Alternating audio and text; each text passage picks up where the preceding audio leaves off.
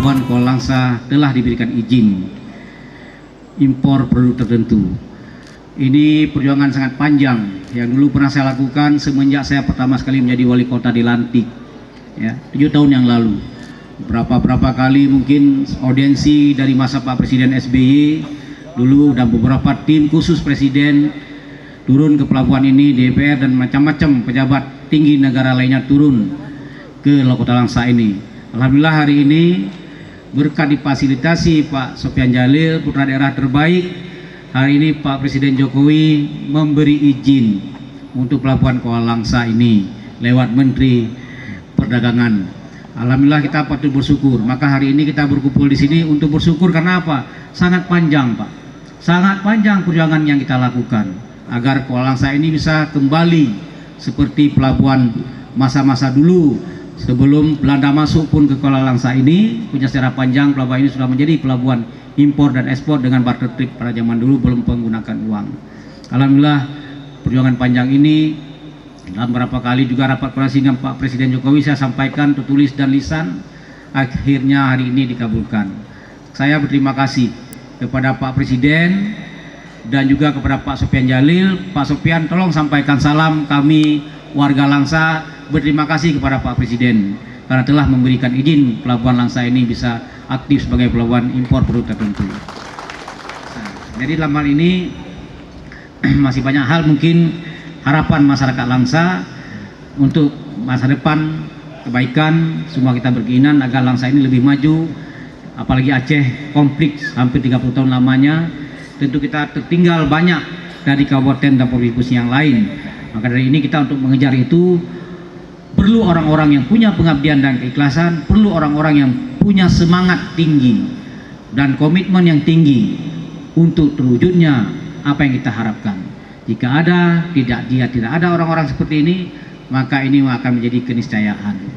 Ya, kita bersyukur hari ini masih ada orang-orang yang dapat kita andalkan, masih ada orang yang dapat kita banggakan, sehingga akan menjadi kontribusi yang baik kepada daerah kita.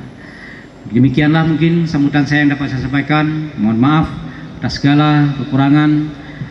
Wassalamualaikum warahmatullahi wabarakatuh. Saya sangat mendukung apa yang disampaikan Pak Wali Kota tadi, khususnya untuk teman-teman dari sisi pemerintahan. Jadikan masyarakat sebagai subjek, bukan sebagai objek. Jadi jangan menunggu nanti pengusaha datang meminta bantuan atau meminta apa yang harus dikerjakan. Sebaliknya kita dari sisi pemerintahan harus menyiapkan, datang kepada masyarakat, kepada pengusaha, beritahu apa kalau ada aturan yang harus dijalankan, beritahu apa yang bisa dijalankan, dan apa yang bisa membuat mereka menjadi lebih mudah.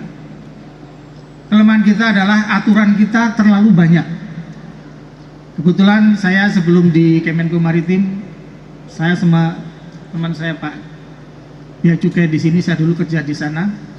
Aturan untuk impor satu barang bisa sampai 122. Jadi pemerintah pusat buat aturan sendiri. Pusat itu ada beberapa kementerian, pemerintah provinsi bikin aturan sendiri, terus pemerintah kabupaten kota bikin aturan sendiri, sehingga untuk mengimpor satu barang sebelum diimpor pengusahanya sudah kolaps duluan. Dan ternyata setelah kita perbaiki, kita sinkronkan, aturan itu bisa kita peras, bahkan mungkin sekitar 5 saja sudah cukup. Itu pun masih kebanyakan. Pak Presiden meminta aturan impor 2 saja. Nah, kalau ini bisa kita laksanakan Bapak-Ibu sekalian, benchmarking dengan negara-negara luar, maka Indonesia ini akan menjadi negara yang luar biasa efisien. Nah, untuk itu teman-teman, tidak hanya CIQP tapi dari TNI, Polri, dari asosiasi LSM, kemudian masyarakat, tolong kita rukun dan berdiskusi mengenai aturan apa yang bisa kita laksanakan, apa yang tidak perlu kita hapuskan, tetapi jangan menggunakan pelabuhan Langsa ini untuk kegiatan-kegiatan yang ilegal.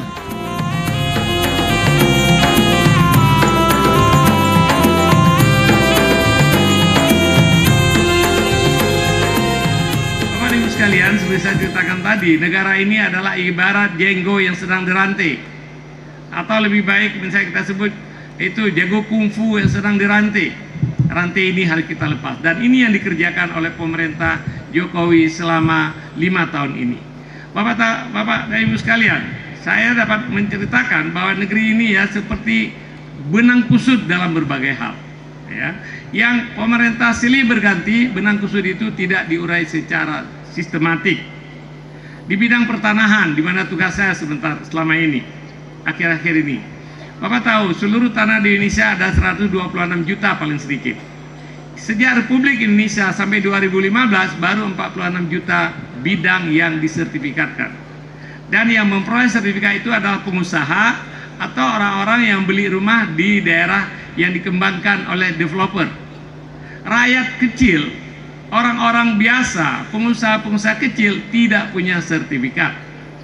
Ya, akibatnya apa? Sengketa tanah luar biasa di mana-mana. Begitu sengketa tanah terjadi, rakyat pasti kalah. Ya, atau dapat dikatakan 90% kemungkinan rakyat kalah. Ya.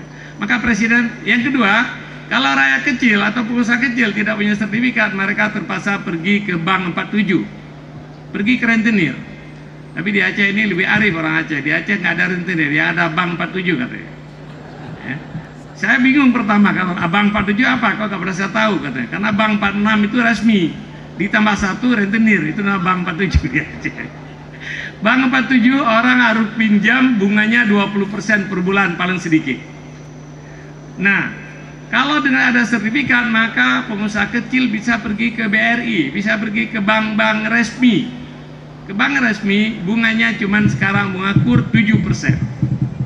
Nah, 7% ini juga adalah perjuangan atau komitmen Pak Jokowi untuk menurunkan dan memberikan kredit kepada orang kecil dengan bunga yang terjangkau. Waktu Presiden dilantik, saya Menko Perekonomian, Presiden tanya sama saya, Pak Sofyan, berapa bunga kur? Waktu itu bunga kur 22% Pak, per tahun. Pak Presiden mengatakan, kenapa rakyat kecil harus bayar 22%? Kenapa usaha kecil harus bayar 22%?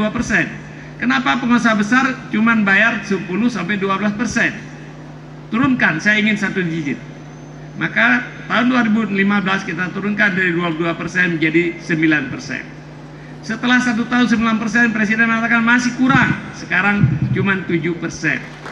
Terima kasih.